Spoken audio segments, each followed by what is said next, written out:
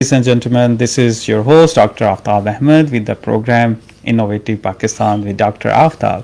And today we are going to discuss on a very important topic, and that is the scientific impact of ECO Science Foundation on its member countries. So this is like very important topic of discussion because ECO Science Foundation is not limited to Pakistan, but is working in 10 countries. And we are really delighted and lucky to have Dr. Syed Komail Tayebi with us. He is the president of ECO Science Foundation, and he will be our guest today. And our discussion will revolve around his educational career, his professional journey, and then we'll have our main discussion on ECO Science Foundation and its scientific impact. So let's start the discussion, and we welcome Dr. Tayebi for joining us today in Radio Pakistan at FM 87.6. And please enlighten us about your educational journey. Assalamu alaikum. Good afternoon to you, to your colleagues, and to all people just hearing us in here. So, as you asked me, I'm a professor of international economics at the University of Isfahan. I'm from Iran. Just my major is international economics as well as econometrics. I have done so for for more than 25 teaching experiences as well as research, and of course have been supervisor of more than, I think, 300 master students as well as 50 PhD students so far. That's so impressive. Right. So huge number, like mentoring so many students. That's really impressive. I didn't know it before, so it's really amazing. So why you prefer to be an economist rather like what was like your motivation to be an economist? To be honest, actually, when I applied for university education and university study, just I was looking for an engineer subject, actually, to be an engineer. But when I went to finalize my interest, just I prefer to be as an economist, and this time I understood my choice was so good to me, and that's why I explained today. So you are really happy to be an economist. Of course, very happy, and anybody knows about the importance of the role of economics in as a science and also economy, because when you study and when you talk and you practice economic affairs, it means you have to do a lot to be commitment to the society, commitment to the students for welfare, well-being, the final goal of the any economy, of course, in this respect. Okay, very nice. So please tell us a bit about ECO Science Foundation. So what is ECO Science Foundation? Who are the member countries? Right. And how they became the part of your organization? As you may know, ECO, or Economic Cooperation Organization, is the major organization representing 10 countries, 10 member countries, and the founder of the ECO are, of course, Pakistan, Iran, and Turkey. Then 7 Central Asian countries just included to the ECO, to the region. So ECOSF, or ECO Science Foundation, is one of the specialized agency of the ECO. Of the ECO, just and the base, of course, is in Islamabad, Pakistan. The ECOSF is responsible for promoting STI, science, technology, and innovation, and of course responsible for promoting capacity building in this area. And so you can understand the role and the objectives of the organization, as it is an intergovernmental organization representing 10 member countries, is so important, right? for promoting science technology in the region. So what was actually, I can understand this is very important organization for the ECO countries. So who laid the foundation of this organization, and what was the major objective and what was the vision behind the ECO Science Foundation? Right. There of course there are a number of objectives, as I explained, regarding the promoting science and technology in this respect. So it can be explained in different ways. For example, when you talk about the human capital and human capital capacity, so some sorts of scientific activities can be related to the human and to growing human capital, because human capital is a major role, or one of the of course important role of economic development. And so to the region, ECO region, economic development or expansion in economic relations, again, any scientific collaboration can play an important role again in this. So, as you see, to any designation of information regarding institutions, institutional capacity building, and human resource capacity building, and promoting STI totally are the major objectives of this organization. Of course, we do have other specialized agencies representing the cultural activities, as we do have ECO Cultural Institute based in Tehran, and also we do have another special agency which is called ECO Educational Institute, which is based in Ankara. Okay. Of course, we are overlapping our jobs or careers in this respect, but again, sometimes we are going to specify, in different activities, in different programs. Okay, excellent. So as you have enlightened that there are like cultural institute as well that is based in Iran, and education institute that is based in Turkey, and right. The Science Foundation is based in Pakistan. So I think these are very important initiatives for binding these countries and promotion of collaboration among the. So how your organization is promoting the scientific collaboration among the ECO countries? Of course, in different programs, annual plans, we have this, and the programs and plans would be approved by board of trustee, and of course we handle such programs under the main objectives of the organization. In different activities, I can tell you about. For example, we support such events, scientific events, and we do organize also, and we co-organize different events in this respect. In different programs, we do follow such activities. For example, to have such scientific camps, for example. Of course, for different people in different level of people. I mean, we are going towards some science and technology education for example, for teenagers, and then we are going to support or academia in this respect. Okay. So any connection and making connectivity to scientific institution is one of our major, activity. And so far we have done a number of events, a number of research in this respect, different projects based on, of course, different majors in, for example, in energy, in engineering, different energy majors, in health, and in some other major I can tell you.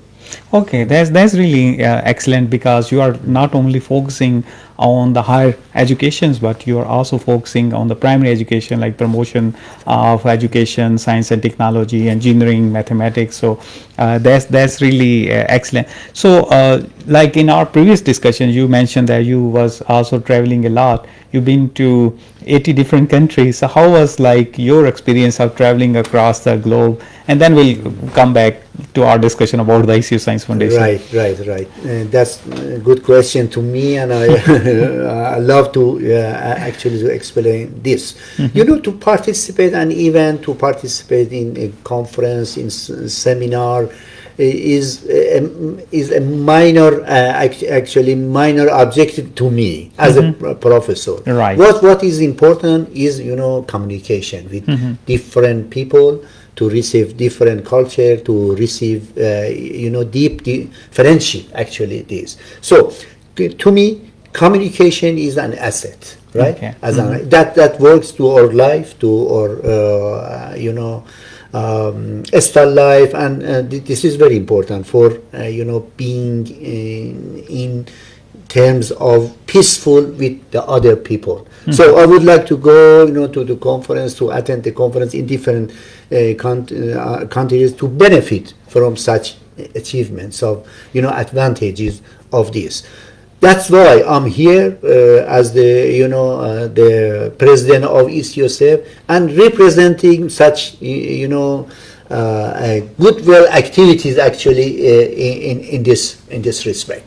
That's really good. So yes, you actually get a lot of experience being like traveling to different countries, and your major focus was your own job of being the professor in the university. And I was really amazed once again that you could mentor so many students during your professional career, and that's really amazing contribution for the whole world, not only for your own country but for the whole. So for how long you are in Pakistan? I have been in, for this position, I have been more than 2.5 years.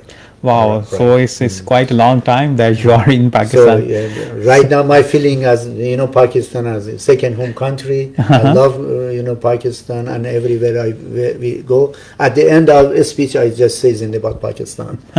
Okay, great. Right. So yes, we actually wanted to have a little more experience from your side. So how was like, it's been like 2.5 years in Pakistan. So how was your experience like being traveling to different parts of our country, and how was your overall impression about Pakistan? You know, before anybody goes to somewhere else, to, you know, a new country, new nation, for example, there is a different, I think there is a different imagination of that society. For example, before I come in to Pakistan, I had, you know, a different imagination of Pakistan, how to go to Pakistan, and you know, it was under, you know, some media reflection or something like. Right. But when I came in, you know, I understood good experiences regarding our similarities, especially in culture, and I understood, you know, how much Pakistani people are respectful to, you know, to or to their neighbors as an Iranian, you know, Iranians. So that was so interesting to me. And sometimes when we went go somewhere for, you know, sabbatical, for study, or for you know, stay for a long time. One of them is, you know, we miss our country, or just homesick. Definitely, that happens. Yeah. That was interesting to me, not to me, to my wife, to my family. It didn't happen to, you know, when we are living in Pakistan. That was interesting, right? Yeah, that's really good. Right. That you had a very good experience and you didn't feel homesick being in Pakistan. So that's really amazing. So now actually we move back to the ECU Science right. Foundation. So what projects are currently underway in ECU Science Foundation in different countries and also in Pakistan? Right. One of the major one is as model, which is called inquiry-based science education, or IBSE. Inquiry-based science education is for, you know, an attempt for STEM education, science, technology, engineering, math education. So this has been a good program, so successful. So far we have had this program in Pakistan, in Kazakhstan, in Iran, and also we do follow this program as a model, because this is a type of coaching, training, and a type of for the teachers of high school, for the teachers of preschools, to train for some hands-on science education in this respect. And then they are under training, they go for students, for teenagers, to learn and to make them more interest to to science, to physics, to mathematics. And right now we know that there are some how I can tell you, would be some motivations towards more interest in science, especially in mathematics, in physics, in chemistry, and in total in science. So this is one of the program. Another program, annually we do have STEM camp. STEM camp education is or STEM camp is a type of education for students. Hands-on workshops, for example, and we do have some teachers here. For example, in Pakistan, annually, one of university or one of scientific institution just hosts this, and we support.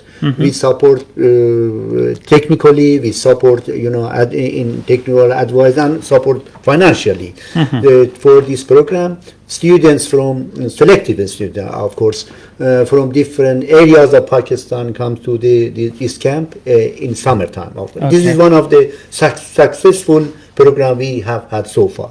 To another, we do have some collaborations with non-ECO institutions. For example, we do have some good collaboration with Chinese institutions in this way. Annually, we send different teams, to China under collaboration with the CAST, China Association for Science and Technology, for different teams from different members to participate for a very, very interesting program, scientific program. China is doing this in different area. For example, in this current year, in 2025, in five cities, in Chinese cities, we will be held this program, and we do send, inshallah, some teams, different teams from members to that very productive program. And as we experienced, after the program, students, teachers are so happy and so excited to this program when they participate. That's really good. So, like, you are not limited only to the ECU countries, but you are also expanding your scientific collaboration in other countries. Just like you have mentioned that China is a good example, and China is now a leading country in the world in terms of science and technology, and the way they are producing the science and technology is really impressive. Because not only the ECU countries, but I have recently seen that the people from, like, first the trend was the people from China, they used to go to Europe and US, but now the researchers from US and from Europe, they are moving to China because they have developed in such a great way. So your institute is mainly focusing on promotion of science, technology, and innovation. So one of very important thing for such promotion is the development of scientific collaboration. Just like we have seen, for example, in European countries, the European Union, they have a very strong collaborations among the European countries, even for the research program. Even the universities, they have very strong collaboration among, like, the PhD student, if it is in Italy, the one of portion of research he is doing in Italy, another portion he is doing in Germany. If somebody is working in Spain, they can also work in Netherlands. So that is like promotion and collaboration at the university level. And then they have so many common institutes working. There are so many examples of such European Molecular Biology Laboratory. I know because like European Molecular Biology Laboratory, there are so many centers, the institute in different countries.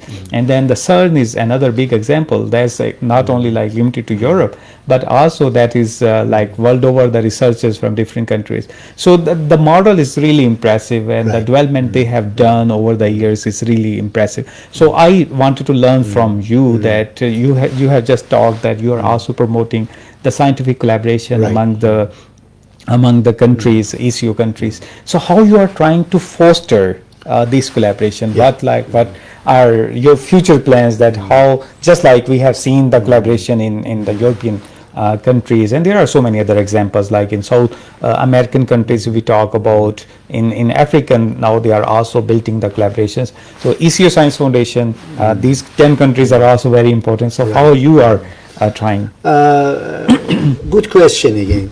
The role of the ECO Science Foundation is as a bridge, right? To leverage such scientific or technological promotion in this respect. So we are trying to come together institutions who are responsible and who are engaged with such collaboration in different divisions, as you mentioned. So in terms of technical advices, we request and we look for to find out enough adequate experts from different institutions, of course from different members, right? So we do have a record of such expertise, for example, in this space. When there is an event, when there is a workshop, or whether we do this, organize the workshop, or the workshop should comes from other organization, we support and we leverage this, right? This is very important, because we believe if we support, sometimes financially, if the some budget allows us to do this, this is a type of investment, investment in human capital. So to support financially, it is a type of investment to us, to promote such activities. Of course, in different measures, as you mentioned it already, we do have plan for for such very important objectives we are following. One of them, we believe that what is the outcome of such activities actually. The outcome of this activity is sustainability, sustainable. So our slogan actually, or propaganda, is for towards sustainable development, because under sustainable development you can consider people, society are concerned with the environment, concerned with the climate, their climate. This is very important. And nowadays we do have such possibilities in this respect. For example, when we talk about green economy, so who should support to support green economy? Green economy, of course, we should learn about the type of investment. So a modern productive investment is human capital, as I say. Definitely. And such achievement can be reached out. So definitely. So now let's move back to your own field of specialty. So like in our previous discussion, we had a very good discussion that economic importance. We know that economy is very, very important for the development of any country. Now we talk like any country, we mainly talk about the economic indexes and how the country is improving in their economic parameters. So based on your experience of like working in ECO countries, so what is your own thinking that how we can promote the economic economy of these countries, what parameters, what step we should take, what bold step we should take to improve the economy, because that economy is, as do you have mentioned in the very Right. start, that economy is very important, and your own expertise is in international economy. So what do you think, what step, like how we can foster the economic development Right. in these This countries? is, this is important issue we have to raise. Nowadays there are some good reasons, good evidence regarding this economic relation expansion. For example, when we go and look at the ASEAN is a good experience, good evidence to this, because the connectivity of the country, also nations. Some countries in ASEAN, ASEAN including East Asian Yeah. countries. For example, Malaysia, Indonesia, Laos, or Cambodia. Some of countries are so rich, some of them are poor. Under this connectivity and this unity, the poor country receive more achievement, economic achievement, I mean, in this way. So regionalization, and to understand the factors, to find out, to explore the factors of regionalization under this connectivity is one of the main subject we can refer. So what we should do, for example, ICOSF, as one of the responsible organization to this, is going to find out which comparative advantages they do have, for example. So if, for example, Indonesia has in ASEAN has comparative advantage in energy, should be identified. Okay. When you go to Malaysia has some comparative advantage in trade. For example, in some trade pattern in this respect, and some free zones they had, this country had. So this is another comparative advantage to identify and to to deal with them. It is the career and actually the responsibility of these organizations. Get back to ECO. For example, Pakistan has comparative advantage in textile, for example. Iran has comparative advantage in energy, for example, and Turkey in some manufacturing products. So making connectivity and to have a prolonged discussion, deal with such important for those societies is important to nations. It happen under connectivity, under unification, under regionalization of these countries, as they are neighbors. They any trade would be reasonable to them to have and to benefit of such situation they have. So excellent. I really appreciate this answer, because this is also like a feeling in my heart that this is very important, that we have to improve the connectivity among these countries. Another very important parameter is the technology transfer. Just like you have mentioned, that we have to improve the connectivity among these countries. So on the other side, if we see some countries are really good, just like you have mentioned, that on one side in term of trade, we in some countries good in textile, for example, and energy and manufacturing. So if we talk about the scientific, because your organization is mainly focusing on the scientific development in these countries, and one of very important thing to foster the collaboration is like to share the technologies these countries. For example, Pakistan is good in some of the technology, just like Pakistan is good in some aspect of agriculture. We are really good in that, and in some other areas, maybe in the military side, some military equipment, Pakistan is good. If we talk about, I was in Iran, and I have seen the biotech sector of Iran. So If we talk about the biotech sector, that's really amazing. It's just like you can compare it with any European countries. The way they are manufacturing the thing, the biomolecules they are producing, the vaccines they are developing there, the enzymes they are producing, that was really superb. So that I have seen like in person while visiting Iran.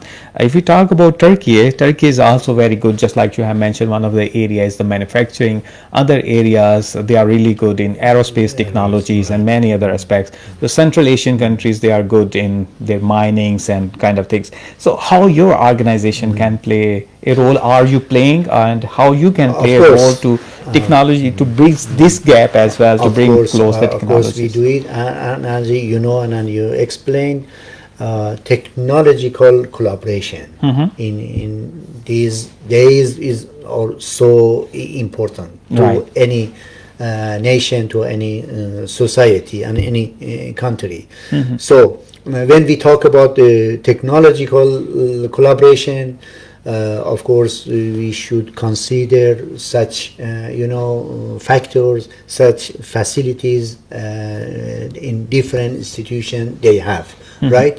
And right now, digitalization of, activities, using digitalization in different in economic, for example, relation in trade and in different activities, or again,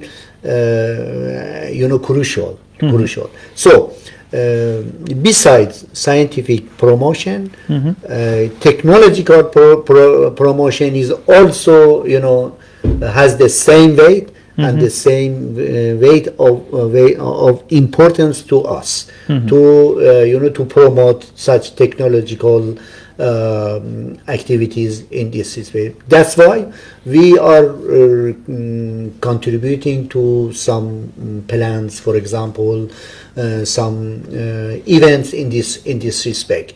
So, as you know, China right now is leading, the digitalization and the digital economy. 2 years back ago, we, as the East US Science Foundation, was one of the, co-organizer of global digital economy in Beijing. Wow. And different issues raised under this, in terms of policy making, because it is important when you are promoting, digitalization, you have to have some policy plans in this respect. So the role of the East US Science Foundation is again to help and to be one of one of policy making in this way, to help governments, as we are an intergovernmental organization. So at that level we are doing this, make connection again, and make leveraging to do this. Again, this is one of the important objective we are following up. Okay, very nice. So Right. I think this is really a good initiative. One very technical question, and that is also very important. And being like your huge expertise, I think you are the best person who can explain this. So one of the thing, like if we see different countries and the development they are making, like there are very good examples around. If we talk about Singapore, for example, it's a very small country, Right. but they have a huge impact in the world. South Korea is a very, very small country and huge impact. There are so many other sectors. If we talk about Netherlands, that's like 1/5 of our Punjab province.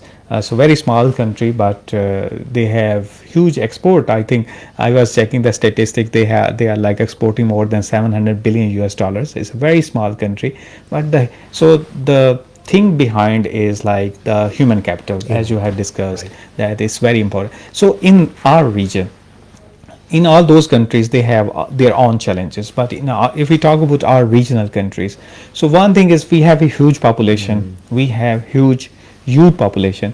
If we talk about the natural resources, I think Turkey, Iran, Pakistan, Central Asian And some countries, other of course. they are so rich in all the natural resources. On one side, we have very good agriculture lands across these countries.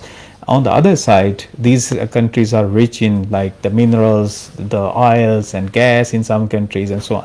So like if we compare with so many other countries, our countries have huge youth population, our countries, they are rich in natural resources, but we haven't tapped to the level the other countries has done. So what do you think, what are the factors that are actually keeping us behind as compared to so many other countries, and how we can overcome those challenges? As you mentioned, I think the main reason is the lack of information. We know separately each country, Pakistan has some, possibilities, some, as I mentioned, comparative advantage. We know Turkey, but the lack of information, information for bringing these societies, these institutions together is, right now is the reality of the region, especially. We must know each other better. We must find out. When I talk about we, I mean any countries in the region. Right. In terms of at the level of the governments is very important, because here we have to classify, my brother, we have to classify in two levels, macro level and micro level. For both important subject and important objective, both levels have to be active, have to be active. In micro level, we need the governments to make good policy toward this, Right. Without any tension, political tension, without any, and to find out to, the government should come together with more communication in this respect. And ECO Science Foundation or ECO Educational or other, specialized agencies or the tools and or the opportunities of opportunities for them to go towards this very important objective at the micro level. Firms, industries, have to have more agreements, more agreement in this respect. Have to visit, to meet each other. We are suffering, to my experience, we are suffering the lack of such information. So, for example, to this reality and to this fact, inshallah, we will have an event and big conference coming in April. The major, objective of the conference is to talk, to discuss such, important issues we do have in the ECO region. Right. So the availability of, some countries in the region we should know, or like backward, some of the countries, or forward, forward. Turkey, Pakistan, Iran are, forwarding countries to give services, to the other backward countries as they, need such advices in this respect. Wow. Right. So actually, we are running short of time. Otherwise, I think there are so many other things that need to be discussed, and we'll definitely invite you once again to some time, because there are so many other aspects that really, because you have a huge experience like working in different organizations, mentoring so many students, doing the collaboration in all these countries. So we just at the end, we would like to have your brief message for our youth and the people who are listening us today, and definitely those who will see the recording. So what would you like, based on your massive experience that you have, so what advice you would like to give? And then we'll close the discussion, and definitely I will once again I will request you that in some other time we'll definitely catch up, and we will love to invite you once again. Right. My recommendation to the countries, to the government, to the families, to the people, to the industry is payment for education, payment for training to receive, adequate skills in this job. Because this type of payments, it is a type of long-term investment, and the main determinant of economic growth is investment. How to